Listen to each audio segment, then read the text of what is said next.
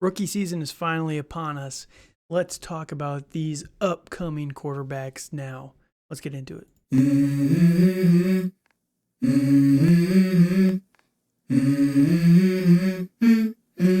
Let's go.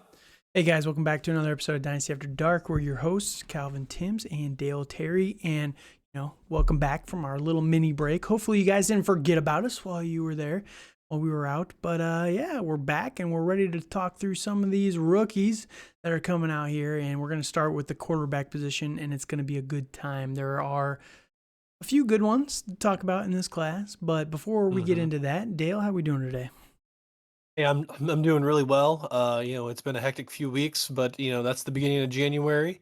Where we are finally in the Pro Bowl, Super Bowl week. Kind of getting there, and we are going to talk about a lot of rookies because the combine's coming up in about another month. And then we're gonna have the real NFL draft here in a few months at the end of April. So it's going to be a lot of fun football stuff's coming up, even though the Super Bowl is going to be here in a couple weeks. So, I'm really excited about it. Yeah, for sure. And we're going to have a lot of content for you guys coming up. So obviously this week we're going to be going through the quarterbacks, and we're also going to be dropping a running back episode here later on this week. So make sure you guys tune into that one.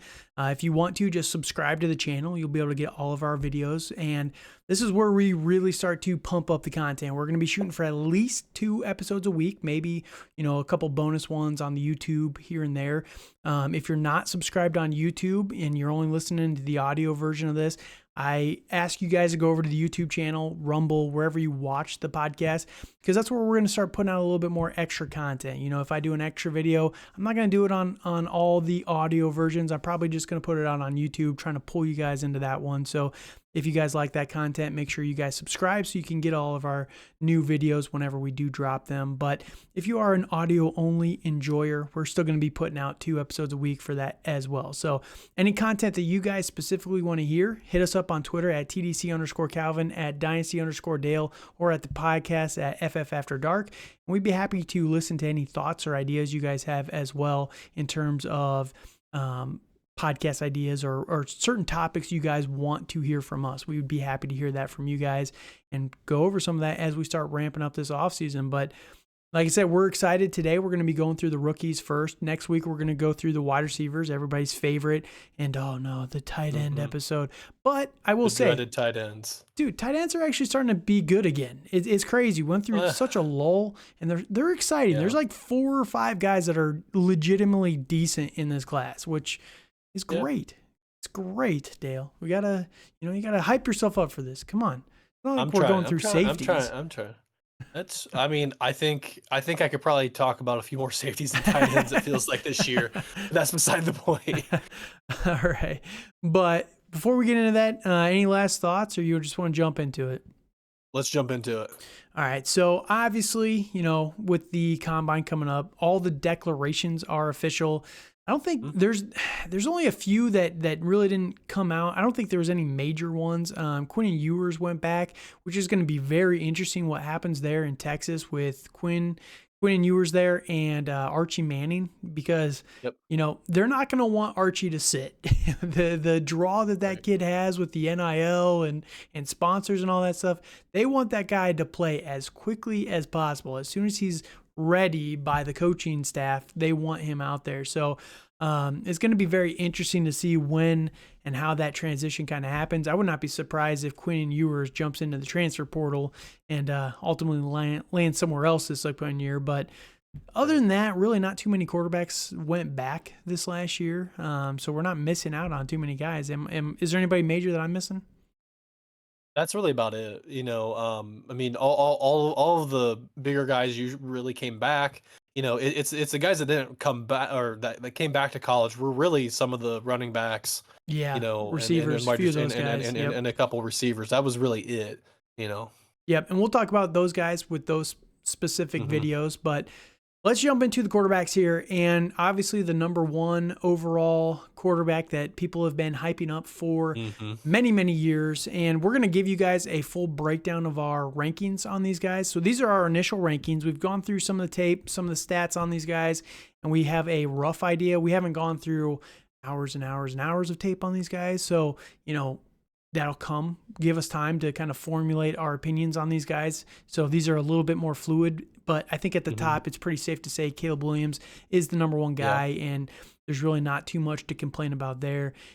You look at his stats over the last couple of years. He played 3 years, which you actually like to see with this class. There's a lot of older prospects that have been around for a long time, and we'll get to them here in a bit. But Caleb Williams, very, very good college career. Played a year at Oklahoma, 2 years at USC. All in all, he had 750 passing completions on 1,100 attempts, so 67% completion for 10,000 yards, which is pretty good for 3 years of college. It's not bad at all. 9.2 yards per attempt, which is great. He had 93 touchdowns to only 14 interceptions, which is crazy. He's good. He's very, very good. He's got a few things. He's got a few flaws, right? Obviously, the off the field stuff, his kind of personality and his demands of some of these teams are very interesting. He's got, he's a little big for his britches, I'll say. I don't think he realizes the billionaires don't care what he wants to happen. But, I think some of that clouds our vision of how good he actually was on the field. What are your thoughts on Caleb? I think he's a very good player. He has a lot of traits that we like. I know he's being comped to Patrick Mahomes and other greats of the game already. And I feel we are counting the chickens before they hatch. With this guy, I think he can be really good, but I think he lacks a lot of the fundamentals. He plays more of a backyard style football, which I know we love, which is great. But, a lot of his stuff is out of the shotgun. He doesn't really have that good footwork. It's a one-read offense at USC. A lot of just run and shoot kind of stuff, which is fun and racks up a lot of yards in a very porous Pac-12. But I know I'm talking him down, but he is a good player. I do get why he gets the generational hype, but I think we just need to be a little weary and realistic of what we're going to see out of him. Sure. I definitely don't think it's going to be Bryce Young. Definitely don't. I do not think it's going to be like that. But I don't even think it's going to be like a Joe Burrow, Justin Herbert type rookie year. I think he goes to a bad team and doesn't play very well. And he's going to have a lot of growing pains. He's going to have a lot of growing. Interesting to see where he lands, because there's talk about the Bears. Are they going to take him? Are they going to trade the pick to like the Atlanta Falcons? I mean, if he lands up in Atlanta, dude, that's a different story. Yeah, yes. Right. Different story. I agree. I agree. From a fantasy perspective, I think one of the most underrated things about him is he is a very, very good threat on the ground as well. Yes. Through college, he had 289 attempts, and again, take this with a grain of salt, because the stat tracking for college rushing, and we'll talk about this with a lot of these guys, it counts sacks as negative yardage for rushing and as an attempt, so it's really dumb. So but the fact that he averaged 3.3 per carry, he had 1,000 rushing yards in college, is very good through 3 years. Just that's very good on its face. What the true rushing yards is, I don't have a PFF subscription to figure that out, but 27 rushing touchdowns as well. Add that into the 93 passing touchdowns, and that's just why he can score. The guy knows how to score, and the upside on Caleb Williams is insane, which is why I think he's pretty much everyone's kind of consensus QB1 at this point. Yes. Especially for fantasy. Now, going into the next tier of guys here, and our number twos, this is where we differ a little bit right now, and the next two guys, we'll talk about them kind of as a whole here. We've got Drake Maye and Jayden Daniels. I think both of us they're our next two. We just have them flip-flopped. I'm 2 on Jayden Daniels, you're 2 on Drake Maye. And the difference between these two is, the styles. I would say that Drake Maye is a little bit more of a traditional pocket passer than Jayden Daniels. Jayden Daniels is more of this is kind of a cheap example, but a Lamar Jackson type of player where he makes good plays with his arms and he can get himself out of trouble with his legs a little bit that way. He's not a rusher like Lamar Jackson. That's not what I'm saying, but he does have a lot more mobility than some of these other guys, and he's not afraid to kind of get out of the pocket and move himself along, right? So the biggest thing, and I guess I'll just talk about Jayden Daniels, then you can kind of jump in with Drake Maye and we can kind of go back and forth on these two guys. The biggest things that I like about Jayden Daniels is obviously from a fantasy perspective, the rushing upside is huge. I love that about this guy. You know, a lot of people are down on him because he was kind of a flash in the pan. This is his one really amazing year. But I will counter that with the fact that he played 3 years at Arizona State. He played his rookie year was okay. He had a pretty solid rookie year over at Arizona State. Got injured his second year as a sophomore. Came back as a junior, and his sophomore year was also the COVID year. Came back as a junior, a little bit of a down season. Transfers over to LSU. That first year with LSU was not amazing. It was kind of back to where he was as a freshman, which is good to see that he's making progress back to where he was. And then this last year was just a massive uptick from even that first year at LSU. And you can say, oh, well, he finally got comfortable with the system. He felt a little bit more comfortable. There's better players around him. But I do like to see that progression where he had a little bit of a dip, you know, coming into that junior year, coming off the injury. Maybe that had a little bit to play into it, but literally his passing percentage from year 1 to year 3 got better. 4, 5, it continued to get better. His yardage got better. His yards per attempt, his touchdown ratio, it just continued to get better and better and better. And that's what I like to see from these guys is progression, right? And for me, that's one of my major factors for a college prospect is, are they getting better? Now, the counter arguments are he's not a perfect prospect, and I'll let you kind of talk on some of his negatives here, but let's hear the positives on Drake Maye and why you like him a little bit more than Daniels here. It's with Drake Maye. I feel he's a little bit more polished than Daniels. You know, I do know both are good scramblers. You know, and are able to make those decisions. But I feel Drake Maye is a better thrower of the ball. You know, and I don't feel, and I think part of it too is like Drake Maye had to do a lot with. I feel I wouldn't say like significantly less, but a little bit less than what Jayden Daniels did. Um, I mean, I watch more college than what Calvin does, and honestly, I feel why Jayden Daniels won the Heisman was when he played. I think they played Georgia State. It was the weekend before it's the final game, and he had these 8 touchdowns, this huge game. But he's playing against a non-power five, a non-power five where Drake Maye probably could have done very similar things. Sure. Also Daniels, had Neighbors and Brian Thomas as well throwing the ball. It's compared to Drake Maye, which he did have Josh Downs last year, and he did have, I think it's Wes Walker. Des Walker, yeah. Dantes Walker, but Devontae Walker. Yeah. So he did have talent to throw to, but he's, behind a very bad offensive line. Sure. And it's, I don't know. I kind of feel similar but different about these prospects. I feel there's better tape on Drake Maye than there is Daniels. I mean, I do like Daniels. I do agree that he has a lot of tape, but I wonder if it was the wide receivers bringing him up and not his play. That's a good question because we'll talk about it when we get to those episodes. But in reality, you're going to have 2 top prospects from LSU at wide receiver.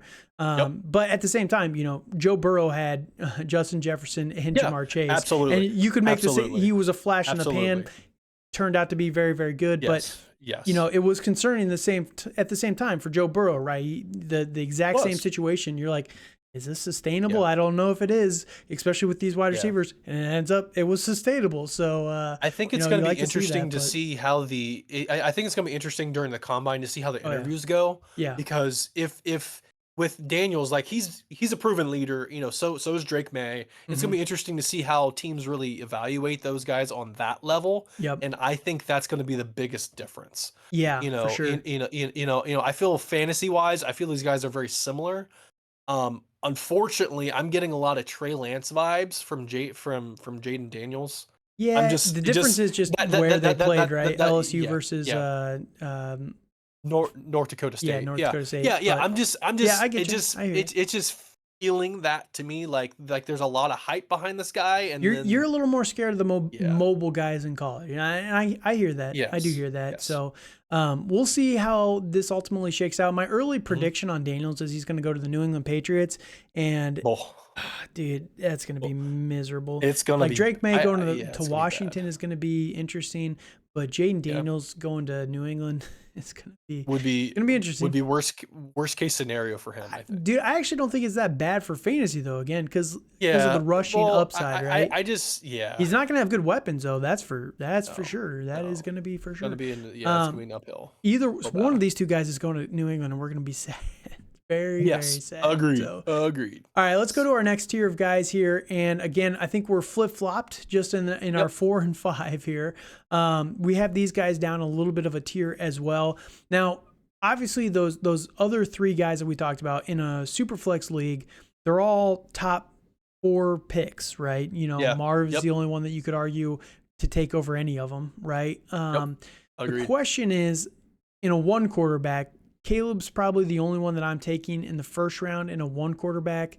I'd probably be fine taking Daniels and I think May early in second. I think I would be okay with Daniels and May like at the end of the first round. Yeah, if you had to, Yeah, I would. yes, I think I would be okay there. I would try and trade back and go early second. Sure. But and then you could trade to like the 2-3, 2-4, whichever one fell to you if one of them did in a 1 Right. quarterback.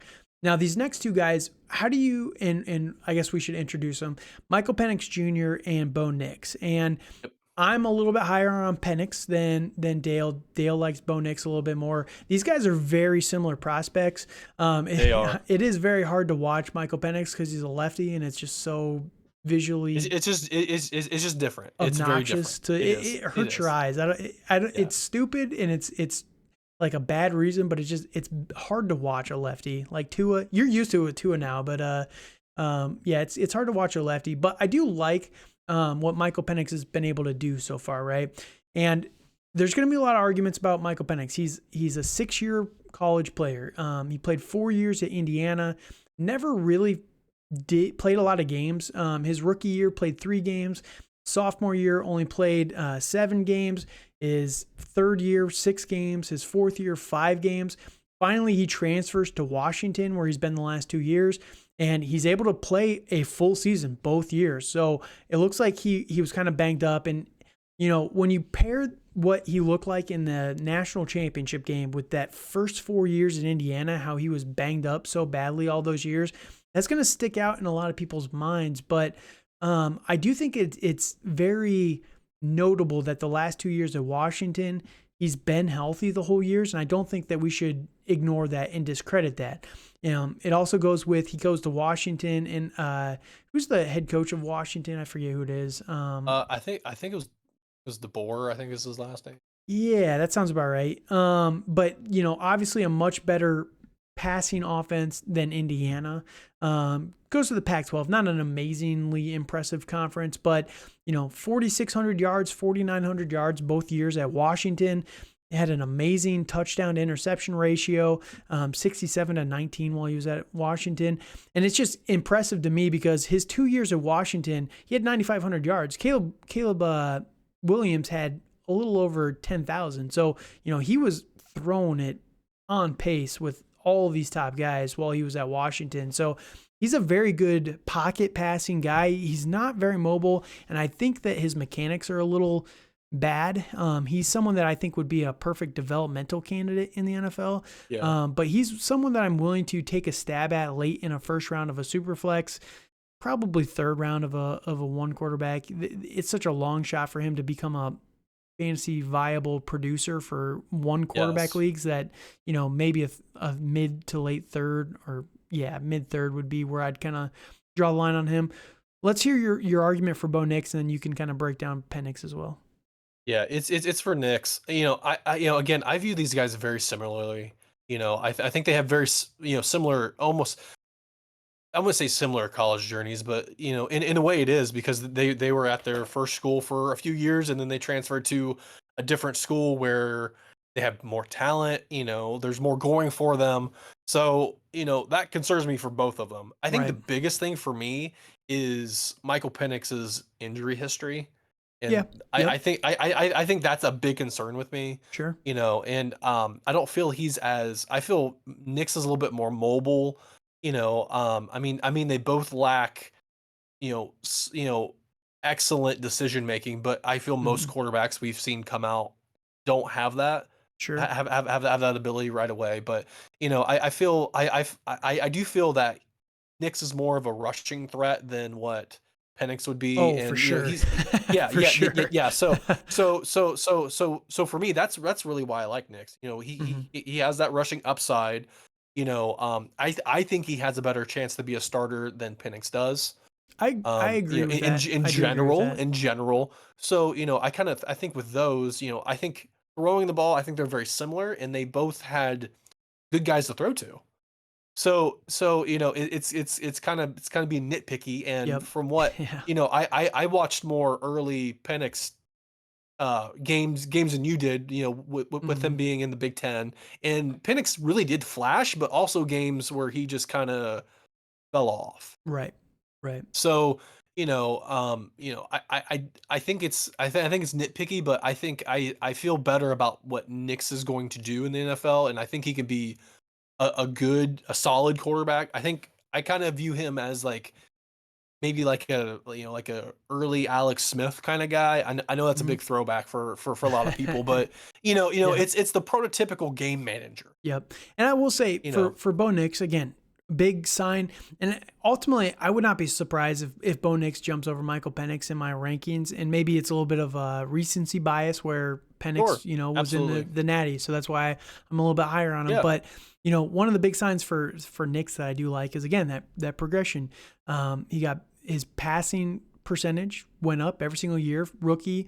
And it is notable that he went from Auburn to Oregon, and a Well, lot of people are saying that. and with those like Auburn is it's a pro style, more of a pro style offense Right. compared to Oregon. It's wide open. Oh yeah. Yep. Everything's moving. Everything it's a lot different. So that's Yep. why it's compared to Indiana to Washington for Penix. Yeah. Same thing. Yep. Yep. It's the same thing. So like we need to be aware of that. And kind of I feel that both these guys had really good chances, and for the most part took advantage of those chances Yeah. at those at their It at was those respective schools. it was a massive jump from 2021 to 2022 for Bo Nix. So I will say he goes from Auburn to Absolutely. Oregon, 61% completion rate to 71, Hmm. 72. His touchdowns go from 11 to 29. His yardage goes from Yeah. 2,300 to 3,600. Like it was a massive step up once he goes to Oregon. And maybe it's that easier Hmm. competition. Maybe he just needed an easy mode for for a couple years to Yeah. kind of Yeah. reset his And confidence. And that's part of it for some guys. yeah. So It is. Bo Nix, he's a very good player. Again, I can see the argument for fantasy. I just think that the upside on Michael Penix is a little bit higher as a pocket passer, but at the same time, I understand all the arguments about the injury history as well. But I just think it is notable that the last 2 years, again, 9,500 yards at Washington the last 2 years. It's just he threw it a lot. Don't get me wrong. He Yeah. had 725 completions compared to only 500 or 658 for Bo Nix. So they threw it a ton with Michael Penix, but they threw it because he was good, right? Otherwise they wouldn't have been doing Absolutely. it. So Yeah. all right, so we're gonna rapid fire these next 5, Yep. 6 guys really quickly. Let's go. We'll go through them really quickly. Those are the 5 guys that I could see all of them being a first round pick or an early second round pick, Agreed. that Yep. Will Levis kind of territory. These guys are all guys that I could see going 3rd, 4th, 5th round. Maybe something Yeah. goes well. Well, I guess the one guy we'll talk about, and we could talk about him first here. Neither one of us is very high on him. There's a chance that this guy's a first round pick, but if he goes in the first round, he's going I to think be it would Kenny be a Pickett. huge mistake. It's Kenny Pickett. I think it's going to be a huge mistake. Yes. Right. So we'll go through the guys really quickly, and then we'll show you guys our final initial rankings here at the end on YouTube. If you're listening, go check out the YouTube, and you'll see our actual list here. All right, let's talk about JJ McCarthy really quickly.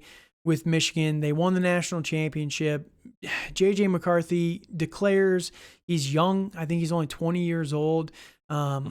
Very controversial prospect right now. And not in a bad, like, oh, he said something or did something. It's just he's not very good, in my opinion. He's just not a good prospect. He's pretty mid. Pretty mid. Yeah. And, Harbaugh managed him the best that he could, and it worked because they won the national championship. But they won that national championship on their defense and their run game more than anything. They did not win it because J.J. McCarthy was a stud, right? Yes.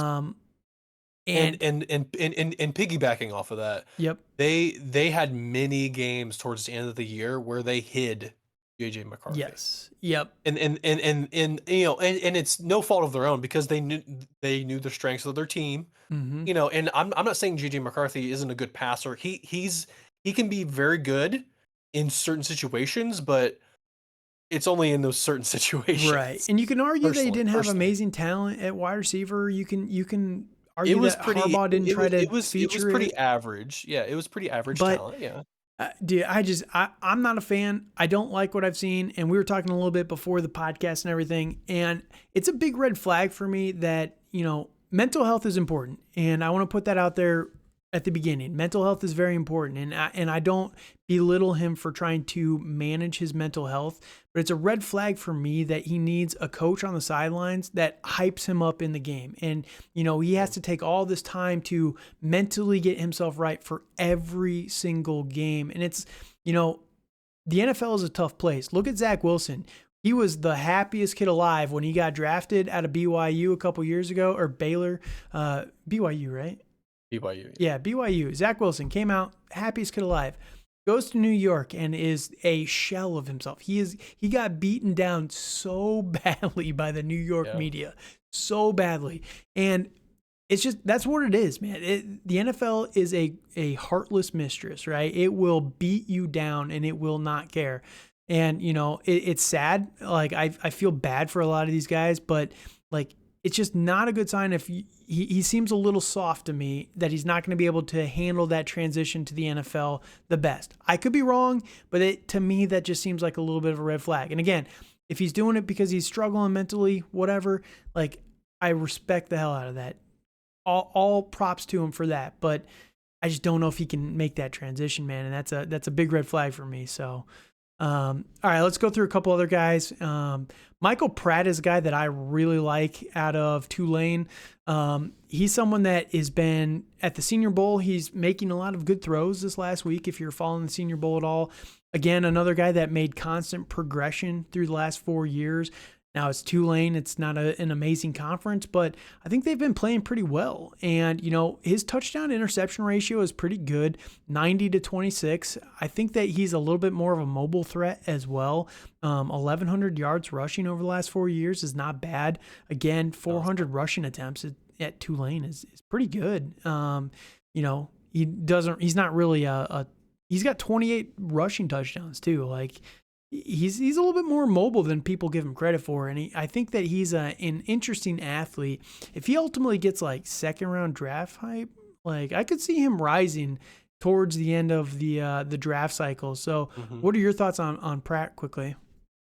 Yeah, I mean, unfortunately, I haven't watched a lot of Tulane tape, but I know he was with Najee Spears last year. Yeah. At Tulane, and he's played really well. It's not always the best talent in the. I believe they're either in the American Conference or Conference USA. American. It's American. Thank you. So I think it's going to be interesting to see how he does if he's. I believe he's going to the Senior Bowl this week. Yeah, yep. He'll be playing. He's been killing it in practice so far. Yeah, and the tape on that is going to be huge for the NFL teams because there's a lot of NFL, coaches and stuff that are down there that are going to be there with them, and I think that's going to help his stock a little bit. I can see him being like a late day 2 pick, early day 3. Yeah. I think, I know we talked about this earlier, but like once those first 5 quarterbacks are off the board, I think we're going to have to wait a little bit to see these other guys come off. Honestly, if he tests well and he plays well this week, I could see him getting hyped up above Michael Penix just because of how the season ended Sure. for Michael Penix, like, and Yeah. even Bo Nix. Like, I could see him in the contention for around those two guys if he continues to impress. Right, we'll see what shakes out, but he's a sleeper candidate to just really keep an eye on as we're moving forward here. The next guy is ironically played at Tennessee, just like his predecessor that I loved, Hendon Hooker. Joe Milton with Tennessee is a fun guy. This dude has a cannon, man. It is a fun arm. Like it's Josh Allen on steroids. Oh my gosh. Like once he's in the league, he's gonna have the strongest arm. But he's not a great candidate, unfortunately. He's okay. There's room for improvement, but again, it's Tennessee. They're kind of a gimmicky offense. A lot of it doesn't translate the best, and unfortunately, we didn't get to see Hendon Hooker this last year because he was drafted by the Lions, was injured, all that. Maybe next year we'll be able to see a little bit of Hendon Hooker. We'll see, but. Yeah, we don't really have a good track record for Tennessee quarterbacks the last couple of years in the NFL yet. But Joe Milton, he's going to be a fun one to watch. He has a lot of talent. He's very, very raw as a player. Ironically, as a 6-year college player, like he's played a lot in college. So it's going to be interesting to see where he goes. Again, all the athletics in the world, but not a lot of production coming out of college. So just a guy to kind of keep. Agreed. It's something to look at. I did see him a little bit at Michigan. He's a very raw talent. Yep. He has a cannon of an arm. He doesn't have any touch. No. The accuracy's not great. But I honestly feel like if you need a couple yards, it's from the. I can see. I wouldn't. I think it'd be interesting if he did like it's a Taysom Hill route. Yeah, personally, yeah. I think that would be fun, but I do believe he's going to. Okay, we don't need another Taysom Hill, dude. No, I know we don't. Never again. It's for fantasy football. No, in real life football, that's fun. So it is. But quick question for the quarterbacks in a super flex. So obviously, outside of the one quarterback, by Michael Penix and Bo Nix, we're already talking mid third. These other guys, you're probably not going to draft them. Pick them up off waivers as the time goes on.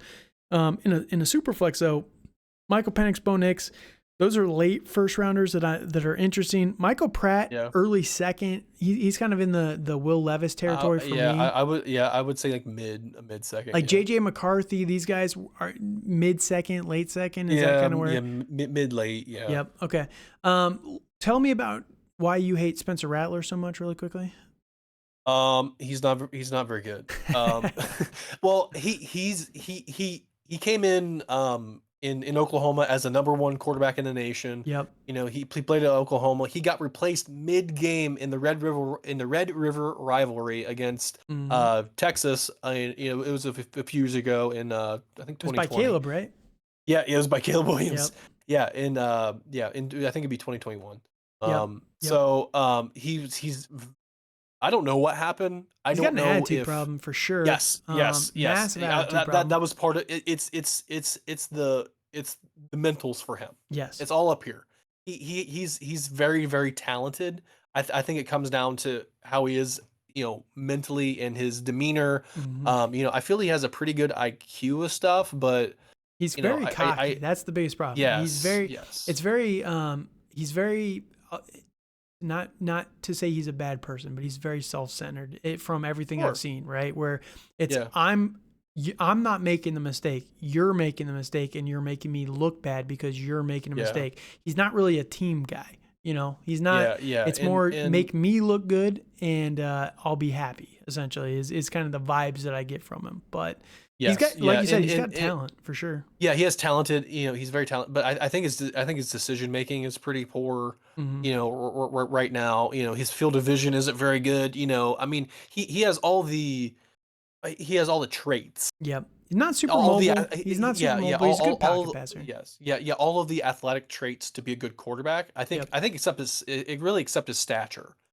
He is a little tiny, 6'1", 200 pounds. Other than that, but it's all in the mentality. And when you're benched in college with like that, and you're seen as this great recruit, and now you had to transfer schools, right? It's to a lesser SEC school, and you didn't really shine there. He was You okay, know, but you're right. yeah, yeah, He didn't yeah, really like, reclaim his dominance, but yeah, he's someone to watch. Again, these guys are all guys just to see what happens as we keep going through this yep, process. They're all talented, but again, yep, we're the long shot odds on these guys are insane. Jordan Travis with Florida State. He's an interesting one. He's injured currently. yeah. Unfortunately, He broke his leg and ultimately cost Florida a playoff berth because he broke his leg. They were killing it. yeah, But he's another 6-year player, older player, not what you love to see from these guys. Coming off an right. injury, maybe he can have good interviews and things like that, and ultimately be like a 4th Yeah. round draft pick. But again, he's someone that in a Yeah, super flex yeah, stashing I think it's is gonna be I think it's gonna be lower than that. Like with yeah. the injury, Oh yeah, he's probably he like a doesn't 5th, 6th rounder. yeah, he has a pretty mid arm, Hmm. like he doesn't have I mean, he played good in the offense at Florida State, but I think they were playing a lot lesser schools than other teams play. Yeah, It's pretty mid arm strength, I think he had some decent wide receivers to throw to, which yeah. helped out. So He'll be interesting to I'm watch. Just keep an yes, eye on him, yes. see where he ultimately goes. Um, and then the last guy is your guy. You can talk about really quickly. I was really hoping you'd try to butcher his name, Calvin. Um, Tulia Tagovailoa, yes, Tua's yes, brother. it is to his brother. He first started at Alabama. He was there for a year or so, and then he transferred to Maryland. Yep. Again, another Big Ten guy I got to watch. And I think he played pretty well. Ironically, he was trying to petition the NCAA to get another year of eligibility, There you and they go. denied him. There you go. So, and yeah, he was actually denied eligibility. So, I think that's a guy that he knew he needed another year to develop, and to get and to get more of those skills. But I think he's a project guy. I think he's a decent thrower of the ball. I don't think it's anything great. I think he's pretty. Like his his decision making wasn't always the best at Maryland, but Right. I do feel he's a fairly athletic quarterback. Like he knows how to move, but it's all with the footwork and the touch and that stuff he's going to have to learn over time. Yeah. He's a developmental guy for sure. Yep, Maybe he'll probably get drafted by the Dolphins or that would be unrestricted gross. free agent That to the that that Dolphins, that would be gross. Yeah. brother. But yeah, he's again long shot odds he's ever going to be anything. But Yeah. just keep him on your Yep. radar. Keep him on your radar. Yep. That's kind of the whole point of this right now. We're trying to give an update on these guys, and we can show you really quickly how we rank them right now. So again, and this is actually wrong. I swapped these two, but I have Drake, Caleb Williams, Jayden Daniels, Drake Maye, Michael Penix Jr., Bo Nix, Michael Pratt, Joe Milton, JJ McCarthy, Spencer Rattler, and then Jordan Travis. Dale's list is a little bit similar to mine, a little bit differently. Caleb Williams, Drake Maye, Jayden Daniels, Bo Nix, Michael Penix, JJ McCarthy, Spencer Rattler, Michael Pratt, Jordan Davis, Joe Milton, and then Tulia Tagovailoa. So Perfect. obviously there's some good names, and the draft is going to determine where a lot of these guys go in our rookie rankings, but there's a lot of talent out there, and we like to put these lists out there early so that we can kind of be ahead of the waves, right? Because all these players are going to go up and down, except for a couple, probably the top 3. The rest of them are going to shift. Somebody's going to watch tape of Michael Pratt, and they're going to say, this guy's the best guy I've ever watched. He's way better than Caleb Williams. Caleb Williams is a joke compared to Michael Penix or Michael Pratt. And it's like, you're going to hear arguments like that. And we put this out there so that we can hopefully be a little bit of a more steady source for you guys that cuts through the noise and cuts through the waves here of the rookie season. But let us know your thoughts on these rankings. If there's anybody that we missed that you really like, or if you thought any of our takes were crazy, or if, if Dale's completely wrong and why Jayden Daniels should be the number 2. And I would love to Drake hear it. Maye I would love to hear it. is a joke, but yeah, let us know down in the comments down below on YouTube. Again, please go subscribe on YouTube if you haven't yet. Dynasty After Dark if you're listening to the audio only. If you are watching on YouTube, thank you guys for checking this out. We appreciate you guys. And anything left to say, Dale? Send it on home. All right. Thank you guys again. Follow us on Twitter at TDC_Calvin, at Dynasty_Dale, and at FF After Dark. And until next time, thank you guys so much for listening. Have a good night. And we all got dreams, we all want things. But what you gonna do for it? How you gonna move for it? What you gonna be?